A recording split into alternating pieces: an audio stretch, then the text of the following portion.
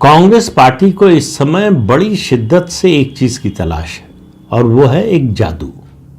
उसको लग रहा है कि कोई जादू होना चाहिए जो उसकी किस्मत बदल दे, यानी कागज या रुमाल डाले जेब में और बदले में फूल निकले। जो इस तरह का जादू दिखाते रहते हैं जादूगर, उस तरह का कुछ जादू हो, कुछ चमत्कार हो जाए।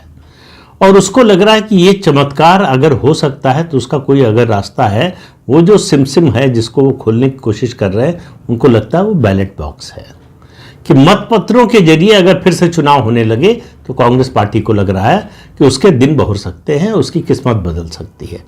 तो उसको सबसे बड़ा विलेन इस समय, सबसे बड़ा खलनायक इस समय कोई नजर आ रहा है तो इलेक्ट्रॉनिक वोटिंग मशीन।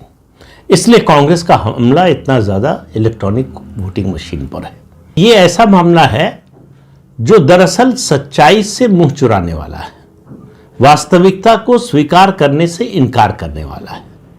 कांग्रेस की समस्या पहले कांग्रेस को समझ में आए तब उसको उसका निदान, उसका उपाय समझ में आएगा कि ठीक कैसे हो सकता है। जादू होते हैं, ऐसा नहीं है कि नहीं होता है, असली जीवन में भी होता है। एक फिल्म अभी हमने देखी, उसमें यही बात कही गई थी कि तो असली जीवन में भी जादू हो सकता है। और मैं उदाहरण दूंगा आपको, खासतौर से राजनीति की बात कर रहा हूं तो राजनीति का। पहले तो कांग्रेस की समस्या, कांग्रेस का सबसे बड़ा एसेट क्या था। किसी भी कंपनी की आप बात करें और राजनीतिक दल में भी अगर आप एसेट की बात करें तो देखना पड़ता है कि उसका ब्रांड वैल्यू उसकी क्या है, कंपनी हो या राजनीतिक दल हो। उसका ब्रांड वैल्यू का मतलब है उसकी कितनी स्वीकार्यता है जनता में, जब राजनीतिक दल की बात कर रहे हैं।